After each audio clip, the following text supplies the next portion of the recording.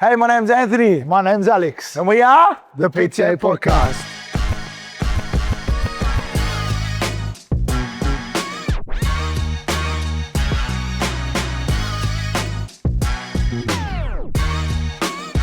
What's happening, everybody? Welcome to another episode of the PTA Podcast. Before we continue, don't forget, like and subscribe to us on YouTube and Spotify. We really appreciate the support that you guys show us. All right, Mr. Alex. What's going on, bro? How's it going? Long time no see, man. Are you ready for this episode? No. All right. Guys, we've got a different type of episode. What we're going to do today is so left field. We're going to talk about our feelings. We're going to talk about Alex and I as brothers, you know, the growth between you and I, all the times we used to punch on, so a bit of the tension stuff, the things that we, you know, the history of us and the history of our family, but also the loyalty between you and I. It's one thing I'm very proud of is the loyalty between you and I. Because people talk to us all the time and they always say to us they can't believe that us two are brothers and we work together and we have a business together and there's no problems. And I think that's one thing I'm really happy with and I've always been proud of is that you and I are just really close. We're very open and honest with each other and we have this unwavering loyalty to one another. It's obviously taught to us by our parents and that, you know, they always used to say when they go, when God calls them from this earth, it's just going to be us two. Yeah, harder. I was really just thinking that right now. Yeah, and that's something that Dad always used to say. And he used to say it whenever we used to fight because he never liked when we used to fight. But as we're boys and we're brothers, there was times when we did fight and there was times where we did have, you know, the blow-ups or the arguments, whatever you want to call them. But we were very quickly turned it around and spoke about it and said the sorries and we made sure that we made peace. Yeah. We never want to let anything like that linger because we just mean so much to each other. Yeah, 100%. It's a big reason why you're the second in charge of the gym. It's a big reason why you're the first person I asked to work with me when I first started PTA, maybe 6 months in. And it's a big reason why you're still part of my business, but it's also a big reason why we started a business together. Yeah. I trust you more than I trust anybody on this earth. All right, anyone that comes close to you is my wife, right? And it's not because of the fact that it's blind loyalty. It's because of the fact that you're my blood, but you've also that's how you are as a person. You're somebody who's so trustworthy, and you don't ever take advantage of anybody. And that's one of my favorite things about you. No, respect. Now, there's 10 questions, guys, that we're going to ask each other. And there might be waterworks, there might not be. We never know. We don't know. What are you getting? It's not one of the questions, all right? All right, I'm going to start the question. I'm going to ask you, and then you're going to ask it in return. Hit me, cars. When was there a moment in our lives when you truly felt that I had your back? Ooh. When was the moment in our lives when I truly felt that you had my back?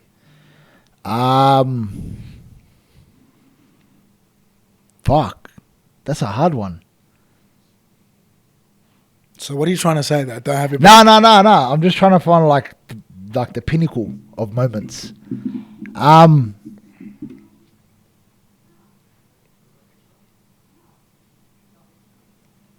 feel like the moment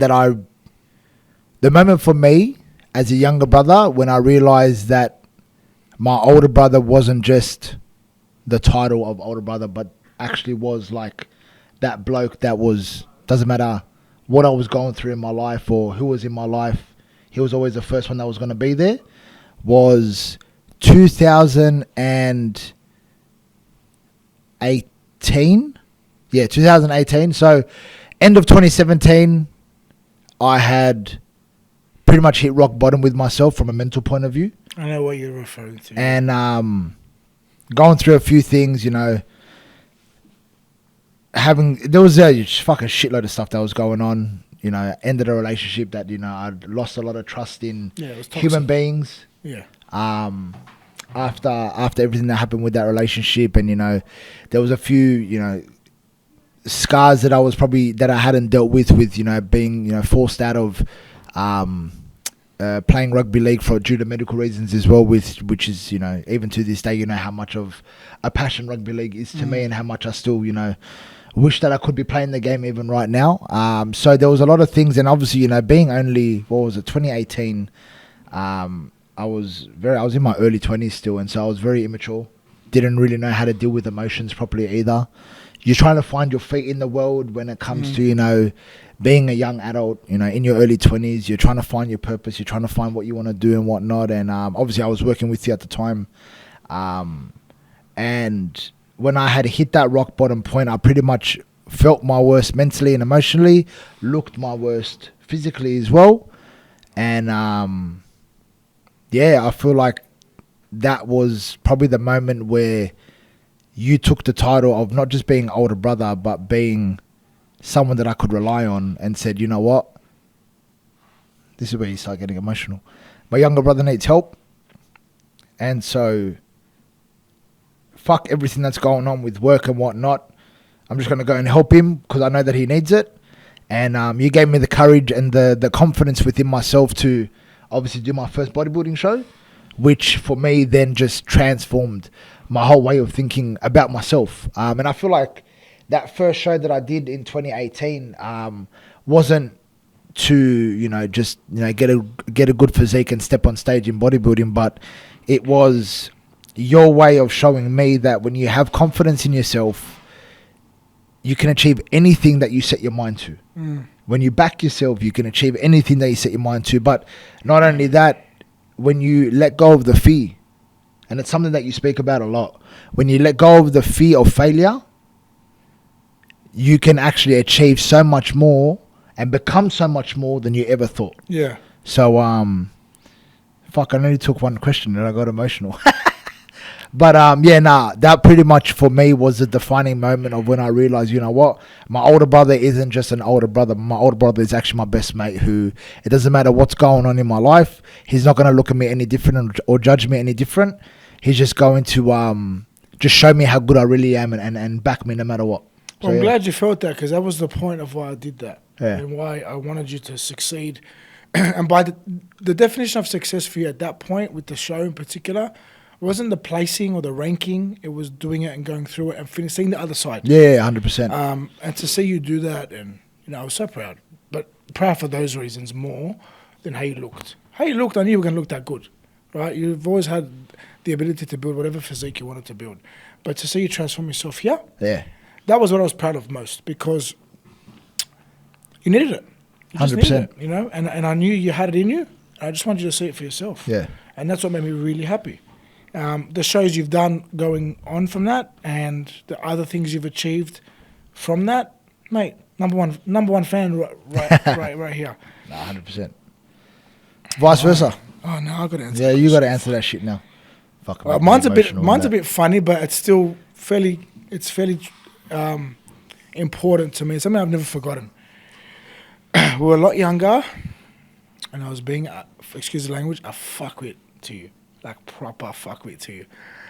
And for those that don't know me, didn't know me back then, when Alex and I were a lot younger, Alex was my punching bag. And, you know, I toughened him up. I've got because I built PTSD, him guys. all the Just time. letting you know, I've got PTSD. And there was one time where I just pushed my dad's button. I pushed him to the limit. I think I hit the wrong button. And he was going to get up and he was going to floor me. Like, and I deserved it too, right? And Alex stood in front of me and he said, "No, Dad, don't hit him. Please don't." And I proper shat myself, but then I was in shock that my younger brother, who was half my size, stood in front of me, stopped Dad from giving me a belting that I deserved. And I looked at you, I never forget, I looked around like that, and I thought to myself, What a hard cut. yeah, I said, this guy's got more balls than me. And then Dad looked at me like square in the eyes, like he stared through my soul. He goes, "Don't you ever question whether your brother has your back again?" That was the first moment. And then everything else that I've ever gone through, especially over the last 3 years, you've really backed me and supported me, like a lot. And it's been hard. It's been really hard as an older brother to not be the guy that can look after you. And that you did it for me. And it means a lot. And I don't want people to think that, you know, I'm this depressed guy, but my brother's really helped me through a very, very, very difficult time in my life. And no questions asked, no guilt trips, no changing towards me, nothing. Just still you. And that's probably the second biggest reason why I know you've always got my back. 100%, man. All right. Question number 2. What's something that you've always admired about me but never really said it out loud? You're a fucking hard cunt. Straight out. What I mean by that is that let's both be real. Let's both be real. Let's both be real, You're right? such a level. Wait, you can be stubborn, yeah? You can be stubborn, but for the right reasons. Yeah, okay. Right? If there's one thing that I admire about you, it does not matter how much life beats you down or how hard life can be. Even on the days where you just need to walk away and just kind of gather yourself and then come back in, whether it's the next day or a few hours later, if you want something, you will not fucking stop until you get it. And that I admire, only because of the fact that we've grown up understanding that, our ancestors and what I mean by our ancestors, I'm talking like 100 years ago. I'm talking like our grandfathers and our uncles and people within our village and our family and whatnot. Yeah. We've grown up seeing a lot of people give up too easily, or just throw in the bag too easily. But we've also seen the other side. Yeah, 100%. We have seen the other side, but I feel like the first kind of maybe 6 to 8 years of our life, we saw a lot of people just not give a fuck. Yeah. Right? And so we've heard many stories where people, grow up with those scenarios around them, or even worse scenarios, and they end up going down that path, or they end up believing that stuff, or they end up following that stuff. But you literally chose the latter, and obviously credit to our dad. Our dad changed the game in a lot of our family's reputations and whatnot. And then I feel like you took that on as well and said, you know what, I'm going to fucking change the game even better. I'm going to change it even more. And also the one thing I admire about you is that it doesn't matter how hard things got or how hard things get or what challenges come your way, or what hurdles might come. You just you find a way. You find a way to do things, to sort things out, to reinvent yourself, I admire that hard. Well, I think that this period of my life has been the most difficult, right? For whatever reason, but it's also been the most fruitful. And most people looked at me when I say that, I go, what do you mean? Like, you almost had to claim bankruptcy. I'm like, you don't understand what that forced me to do. Yeah. And you said it forced me to reinvent myself, right? I got too comfortable just being comfortable, right? And I feel that was the worst thing that I could have done. And it showed, right, very quickly that was the worst thing I could have done. I just kept saying, it's okay, we'll get through. It's okay, we'll work it out. It's okay, I'll do it later. Got comfortable. I went for the easy stuff. The last 3 years forced me to refocus on the hard stuff and fix them and get better at them, but also improve myself. And that's the only reason why I've been able to get through, right? So I appreciate that, man. And I think just to add on to that a little bit, if I'm going to speak personally about what you just said, about my kind of take on that, our dad played a big role as a father in a family of 2 boys does. But you know who really pushed me? Mum. She's a hard cunt. Mum pushed me. Like, she's a fuck. Mum would push me to my breaking point. And the reason why she did that is because she saw a lot, she went through a lot. Yeah. She didn't want that for you and I. Right? Yeah, and a lot of that what she went through and a lot of what Dad went through was completely unnecessary. Yeah. And not even from their own bad decisions. And so she was adamant, and she would drill this into my head from a young age, bro. Do not do it.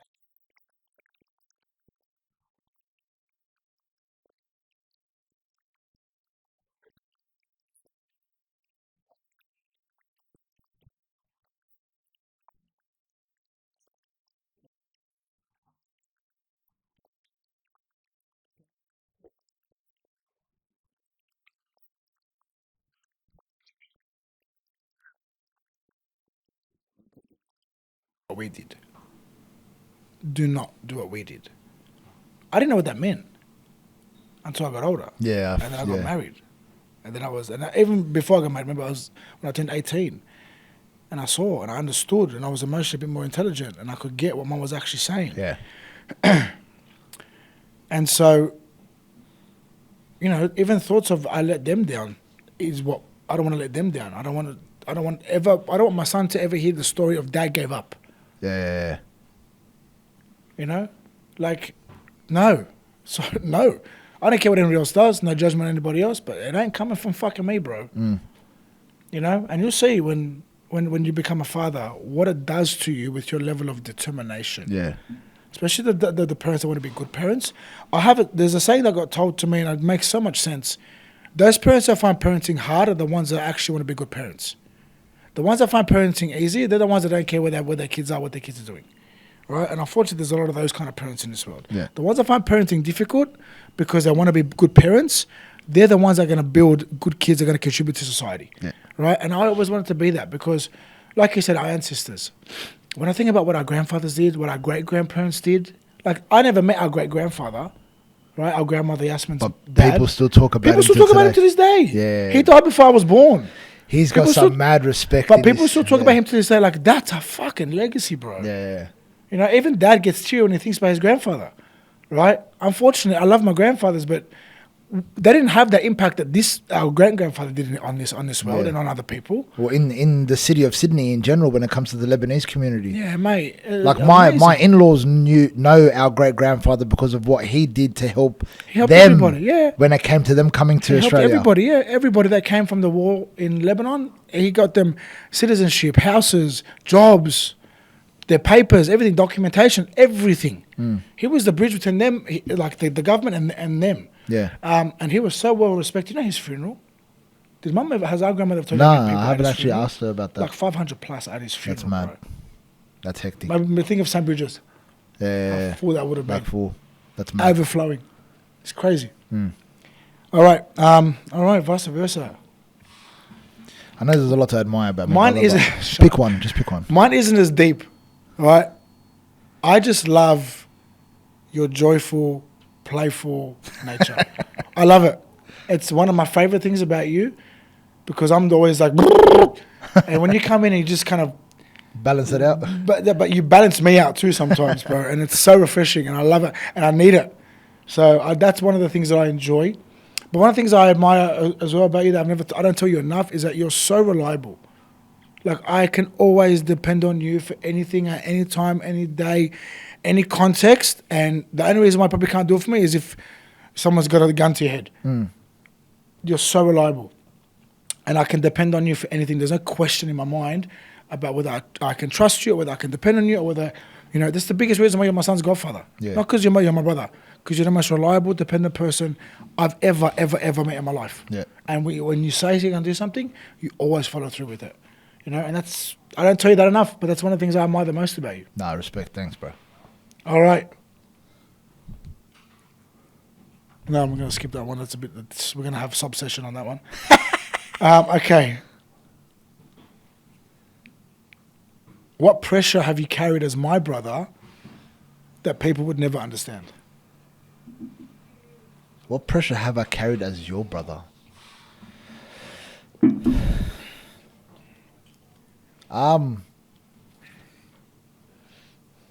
Yeah, well, I'm actually going to reverse that. I don't actually think I've carried any pressure being your brother because of the fact that, and I take the example I'm going to use is back at high school. For a lot of people that don't know, Anthony was like the golden child back at high school. Fuck off. I swear to God you were, bro. Piss off. Because every single bloke and teacher and everything, everything that moved at Kassis loved my brother. And I was looked at as like the devil child.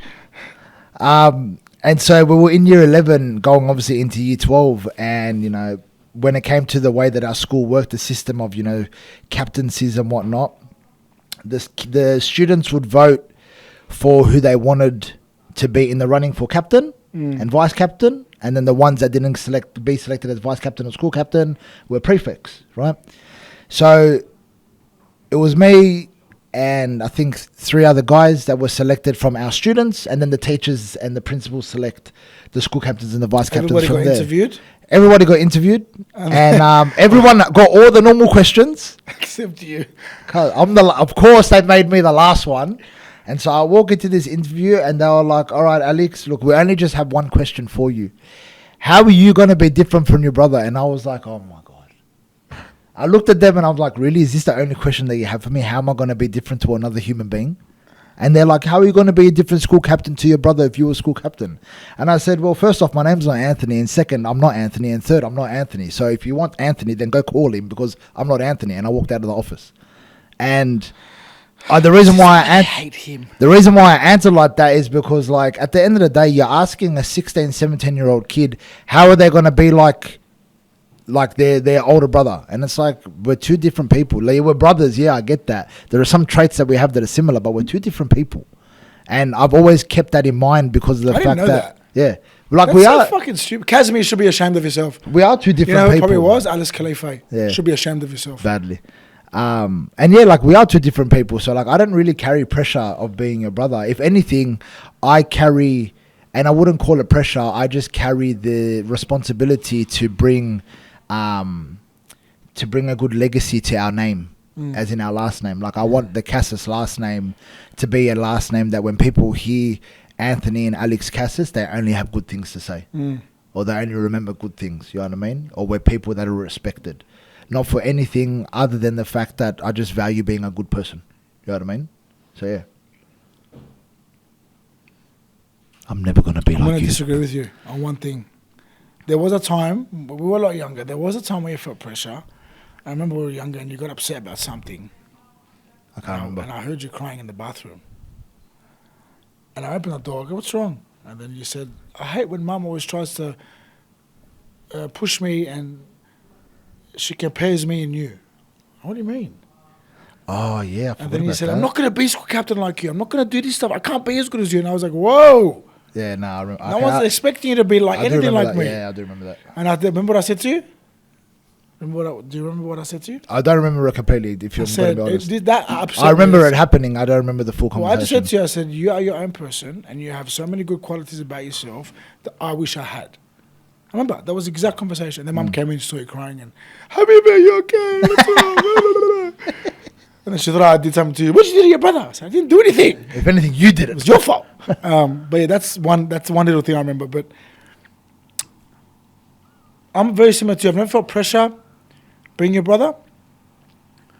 I've just always felt, actually not a lot, I've felt pressure of being an older brother because I never want to let you down. I always want to set a good example for you. And I wanted to make your life easier. And you know how hard I work and how hard I've worked just to make sure that you don't have to go through the shit Yeah, I know that that I for went a through, fact. right? And that sometimes I go through. Because I just want you to learn from my mistakes and learn from the hardships that I've went through, just so you don't have to go through it. Like, if I can get you to avoid unnecessary pain, I'm going to make sure you avoid unnecessary pain. Yeah, it's just the way my brain is. Because to me, it doesn't make any sense that somebody has to go through the same hardship as somebody else. I need to end up at the same place. Yeah, harder. Why not skip the hardship, but you end up there and then move up higher? Yeah. So for me, it's always been important to show you, to communicate to you. I have a weird way of communicating stuff, but just to really get you to understand, like, this is why. I can see it happening for you. Don't go down that road. Go this way. It's like I've been there already. Like, I know, like I've hurt myself. I don't want you to hurt yourself. Go this way. Do the detour. It's worth it. It's like when we were roller skating in the front of our house last time, and you know, you thought you'd show me how to go down the hill fast. And you went down the hill fast without any brakes, and you went straight to the telegraph. No, I did break. But It they looked like you didn't break, bro. Kassis. You went straight to the telegraph pole, and I was like, "Yep, I am not doing that." How I landed. It's fucking like that. It was like a car. I know the two hottest and then girls. he slid down. The two hottest girls in our street. I was trying to impress them, and it happened to see me bang like this. Went the wrong Jess, way I'm about sorry. that. But yeah, I did break, but the brakes snapped off. That's how fast I was going down the hill. But yes, good times. Next question, which is going to be the last question. If we lost everything tomorrow, what part of our relationship would still make you feel rich? As in, like, if you died? No, if we just lost everything. Ah. If we lost everything tomorrow, no more PTA, no more platinum meals, no more Range Rover, no more Hilux, just all the material stuff gone. What part of our relationship would make you feel like you have that richness again? You want me to be honest? The part of our relationship that I feel like that we'd be able to hold on to that richness, that's obviously the question. The image I have in my head, you seen that image of Goku and Vegeta when they're walking away and they're bruised and battered, but they just fist bump each other like we're ready to go again? Yeah. That's what I have in my head. Because of the fact that if we were to lose everything right now, right, and we'd have to start from scratch all over again, I know for a fact it'd be one of those ones where we look at each other, we'd fist bump and we'll go, all right, let's fucking go.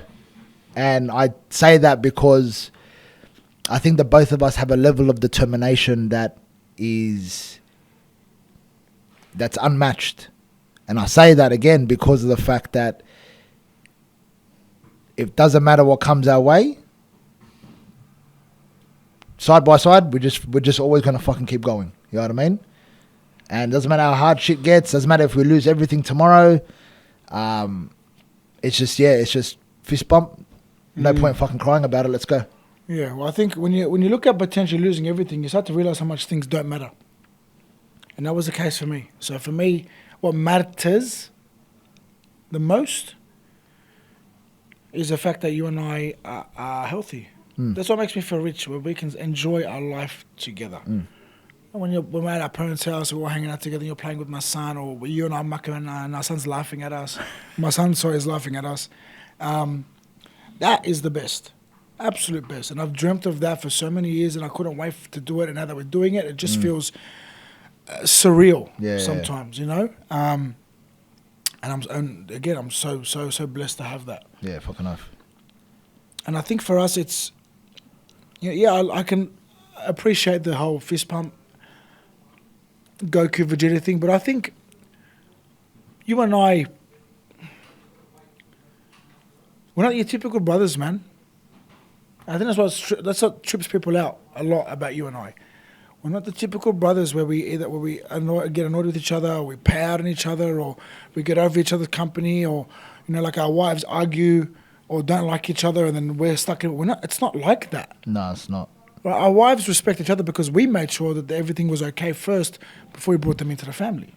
Right? We hold a certain standard for our entire family to be with each other, and if you don't like their standard, there's a door, get the fuck out. That's how we've always been. And it's because of the shit we've seen, where you don't hold your family to a standard, or you don't live your life to a standard. Now, our dad always said to us, this is our family, right? The 6 of us, or now 7 with Arthur, we must protect it. Yeah? And that's important to me. And I know it's important to you. So that dictates a lot of how we are together. Yeah, 100% it does. Because if we're not good, you feel the rest of the family, right? 100%. They feel the tension. Oh my God, everything's okay. Yeah. Right? And it's not like we're always fighting, but if we've had an argument or a little bit annoyed with each other, give us a day, we'll get over it, or we talk about it and we move on, right? We've had arguments. We had big blow up Plenty. But, within 5 minutes we're apologising and we're moving forward, right? I know I said last question, but I'll have one more. This one's, what do you think? When we're 7 years old. 70? 70. 70, yep. And we're looking back on our life. Yep. We're sitting down as, we got that duplex that we want to build, live next door to each other. Yep. We're sitting down on the balcony having our argile. What do you hope people say about the way that we loved each other and led as brothers? Fuck, they sold really good peptides.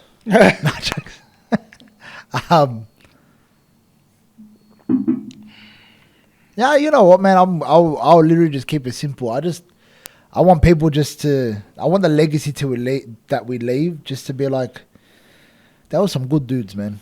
That was some good dudes. That was some good men. That was some good human beings. And yeah, mad respect to the Kassis boys. And that's it. I know you're the same. We don't need praises. We don't need, oh, fuck, they did this and they did that. Just, they were good people. You know what's funny? As I've gotten older, you learn stuff, you experience stuff. I was always wanting people to say, fuck, look at this guy in his amazing gym, or look at this guy in his big gym, or look at this guy in his great facility. And that gave me like a lot of feel good. But as time's gone on, I really couldn't care about that. Yeah, honestly. I just want my son and whatever other kids I have and my nephews and nieces, I want them to turn around and say, Uncle Anthony or my father Anthony was a good man, good role model, good leader. That's when I've won, right? Or our dads were the best example of how to be as brothers. Yeah. That's when I've won, right? Money comes and goes, bro. Straight out it does. How did I almost go from losing everything to making record months in like 6 months? Yeah.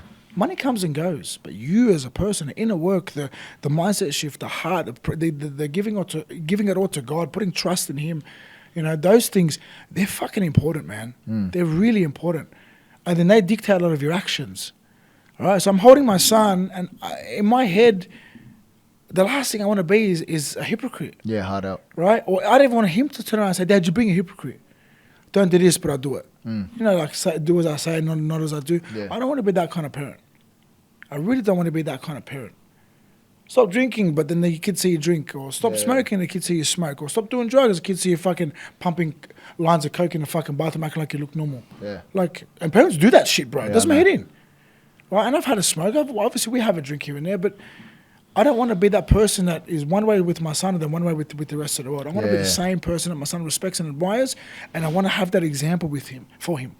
So when we're 70 years old, we're sitting next to each other, and our sons or our kids are around us, they're admiring how we are. You know, nothing will make me prouder than them talking about how good we are as brothers and what we built for our family. Yeah. One, finished. That's it. I can die a happy We man. can close the book, brother, and Legit, let them yeah. continue it. Exactly right. Well, look, guys, I hope you enjoyed that episode. Something a little bit different. Just Alex and I being Alex and I guess. Hope you enjoyed the episode. Don't forget, subscribe, like YouTube and Spotify. Thanks a lot.